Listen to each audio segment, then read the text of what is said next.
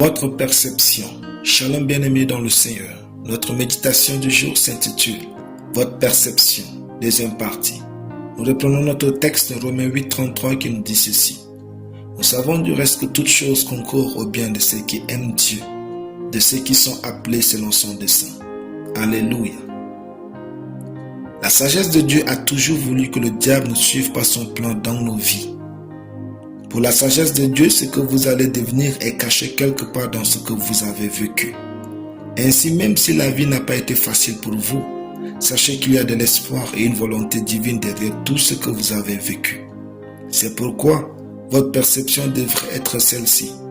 Laissez tomber les douleurs et avancez avec foi vers le meilleur.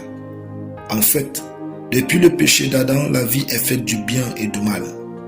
Si vous la prenez du bon côté, vous irez loin et aisément. Mais si vous la prenez du mauvais côté, vous vivrez une existence partielle et limitée. Cette perception de voir que Dieu voulait montrer l'importance de votre destinée dans ce qui vous a fait mal est juste. Car votre destinée est racontée d'une manière ou d'une autre dans ce que vous avez enduré. Si vous êtes une fille qui a été abusée dans votre passé, sachez que Dieu voulait vous faire comprendre la situation de certaines filles dans le monde.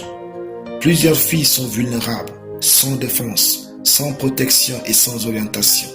Au lieu de regarder votre abus et devenir une mauvaise version de vous, créez un centre d'éducation pour filles par exemple. Encouragez les filles, prêchez aux filles et faites de telle sorte que ce que vous avez enduré n'arrive pas à d'autres filles. C'est ce que Dieu a confié à Joyce Meyer et son ministère a restauré tellement de femmes dans le monde. Ce dont vous avez souffert était une façon pour Dieu de vous faire comprendre votre destinée. Il est écrit, nous savons du reste que toute chose concourt au bien de ceux qui aiment Dieu.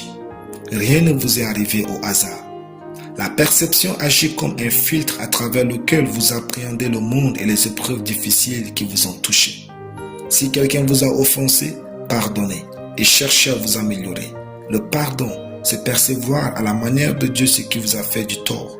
En réalité, c'est de croire que ce qui vous a fait du mal a servi à vous relever votre foi en Dieu. Si vous souhaitez aller loin, évitez d'emporter des bagages superflus avec vous. Soyez débordants d'amour. Gardez le meilleur et avancez. Alléluia. Prions. Je suis béni par la présence de Dieu. Je développe une meilleure perception en toutes choses au nom de Jésus. Amen. La lecture biblique en une année. Jérémie 26 et Jérémie 30. Soyez bénis. C'était le pain du ciel.